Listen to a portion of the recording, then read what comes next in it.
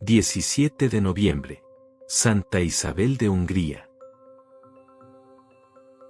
¿Qué dirías si te contara que, en pleno invierno, una joven princesa caminó por los senderos helados de Turingia llevando pan escondido bajo su delantal para los pobres, y que, al ser sorprendida y obligada a mostrar lo que llevaba, aquel pan se transformó en un ramillete fresco y perfumado de rosas?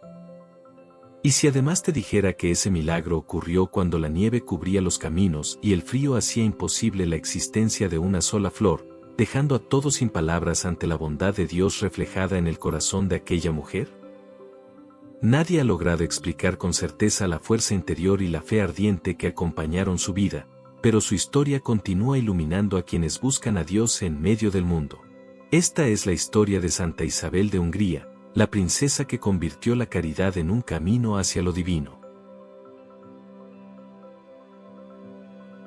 Nació en el año de gracia de 1207, cuando Europa entera vibraba entre tensiones políticas, sueños de caballería y un cristianismo que buscaba afirmar el reino de Dios en medio de un mundo duro y desigual. La Edad Media, con sus castillos de piedra, sus inviernos ásperos y su vida espiritual intensa, fue el escenario donde Dios quiso sembrar una flor de pureza incomparable, Isabel, hija del rey Andrés II de Hungría y de la reina Gertrudis. Llegó al mundo envuelta en bordados orientales, rodeada de lujos y ceremonias solemnes que anunciaban su linaje. Sin embargo, desde sus primeros días se notó que aquella niña no estaba destinada a la grandeza terrenal, sino a algo mucho más alto. En la corte húngara, rodeada de música, banquetes y diplomacia, la pequeña Isabel parecía vivir en una dimensión más profunda. Había en ella una sensibilidad especial hacia el sufrimiento humano. A diferencia de otros niños nobles, que gozaban del esplendor y la despreocupación de su rango, Isabel se angustió desde muy pequeña al ver a los mendigos que se acercaban a los portones del castillo. Cuando alguien le regalaba joyas, telas o juguetes, desaparecía discretamente para entregarlos a los pobres, regresando a veces vestida con harapos porque había dado sus propios vestidos a niños necesitados. Su corazón, moldeado por la gracia, comprendía misteriosamente que la verdadera riqueza no estaba en la seda ni en el oro, sino en amar como Cristo ama. Cuando tenía apenas 4 años, su destino fue unido al del joven Luis de Turingia, hijo del margrave Hermann I. La alianza sellaba un pacto político entre Hungría y Turingia, pero para Isabel sería, sin que ella lo supiera, el camino que Dios usaría para llevarla a su misión definitiva. En 1213, una embajada alemana llegó al castillo real para llevarse a la futura esposa del heredero. Aquel día, la despedida de Isabel estuvo rodeada de riquezas, cofres de piedras preciosas, tapices, vasijas de oro. El rey Andrés quería mostrar su poder a los emisarios, sin imaginar que su hija, en los años venideros, regalaría casi todo aquello a los necesitados. Llegar a Turingia fue para Isabel entrar en un mundo más austero. Las montañas oscuras, los bosques espesos y los inviernos interminables contrastaban con la luminosidad de su tierra natal.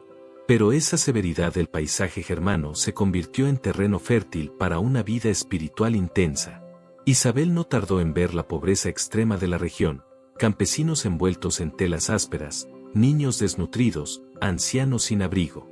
Desde adolescente comenzó a abandonar el castillo al caer la noche, llevando pan, leche o ropa bajo su manto y recorriendo chozas miserables donde los enfermos gemían y los ancianos imploraban ayuda. Lavaba heridas, consolaba a los moribundos y compartía todo lo que tenía. Su entrega era tan profunda que los sirvientes quedaban desconcertados. No actuaba por obligación ni por filantropía, actuaba por amor a Cristo.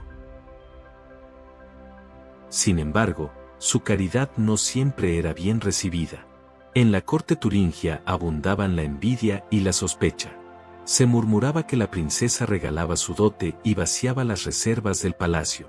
Su suegra, la duquesa Sofía, miraba con severidad sus gestos de humildad. Fue entonces cuando ocurrió uno de los prodigios más recordados de su vida. Una mañana de invierno, cuando la nieve cubría los caminos, Luis vio a Isabel salir del castillo con el delantal lleno. Los cortesanos, que la acusaban, lo presionaron para confrontarla. Luis le preguntó qué llevaba oculto. Isabel, Con voz tranquila, respondió, rosas. Era imposible, era invierno. Pero cuando abrió su delantal, un ramillete fresco y fragante cayó al suelo, como si el cielo hubiera querido demostrar la inocencia de su sierva. Aquel milagro selló la confianza entre los esposos. A los 14 años, Isabel y Luis se casaron. Fue un matrimonio santo, tierno y profundamente humano. Luis veía en su esposa un reflejo de la bondad de Dios. Compartían oración, decisiones, servicio a los pobres.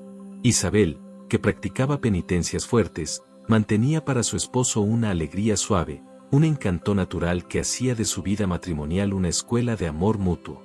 Quienes los veían afirmaban que en ellos se percibía la presencia de Dios.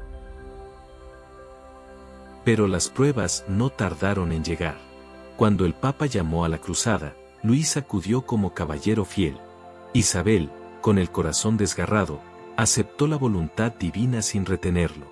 Le dio su bendición, sabiendo en su interior que podrían no volver a verlo. Meses después, un mensajero llegó con la noticia devastadora: Luis había muerto víctima de una epidemia camino a los santos lugares. Isabel, con apenas 20 años, quedó viuda en una corte que pronto se volvió hostil. Su cuñado Germán, deseando usurpar los derechos de los hijos de Luis, la acusó de haber derrochado el tesoro del ducado. En medio de la crisis de hambre que azotaba a Europa, Isabel había distribuido generosamente alimentos y recursos para salvar vidas. Pero la ingratitud humana pesó más que la memoria de su esposo. Fue expulsada del castillo una noche fría, acompañada solo por sus 3 hijos pequeños y 2 sirvientas fieles. La princesa, que había nacido rodeada de lujos, se vio vagando sin techo por tierras extrañas. Sus tíos eclesiásticos la socorrieron temporalmente, pero Isabel ya estaba decidida, renunciaría a todo lo material. Su corazón pertenecía por entero a Cristo. Bajo la dirección de Fray Conrado de Marburgo, ingresó en la espiritualidad franciscana, vistiendo el hábito gris de la Tercera Orden. Renunció solemnemente a sus bienes en la iglesia de los frailes menores de Eisenach y se consagró al servicio de los pobres con una radicalidad que desconcertaba incluso a los religiosos.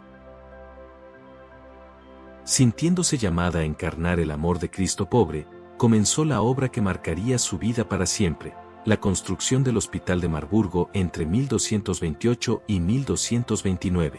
Lo levantó con sus propios recursos, con sus propias manos, y allí se entregó sin reservas al cuidado de los enfermos. Atendía leprosos, heridos, ancianos abandonados y cruzados que regresaban con el cuerpo macerado por enfermedades y batallas. No conocía asco ni miedo. Tocaba llagas infectadas con ternura, preparaba ungüentos, alimentaba a los moribundos.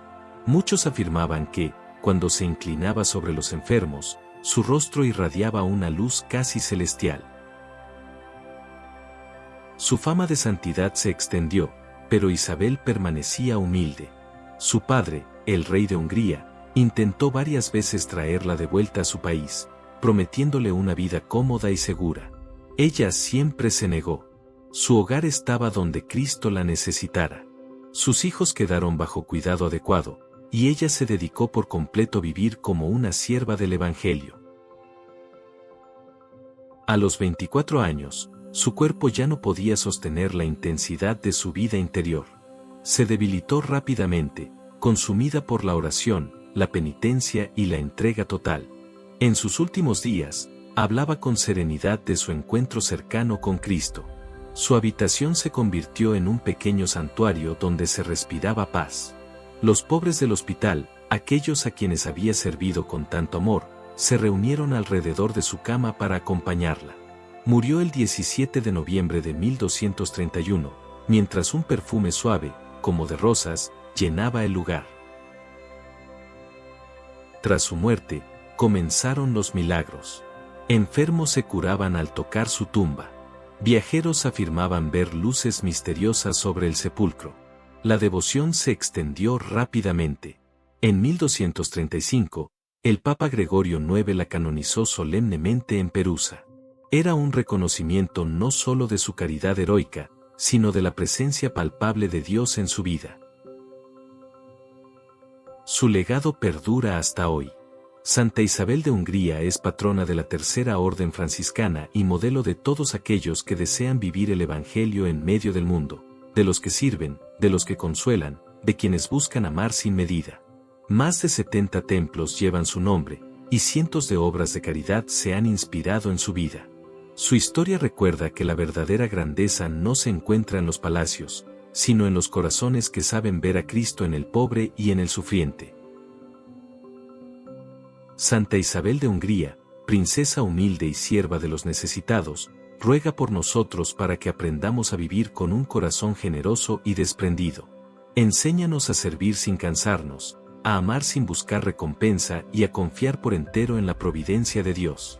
Que tu ejemplo ilumine nuestras vidas y nos conduzca al amor que no pasa. Amén.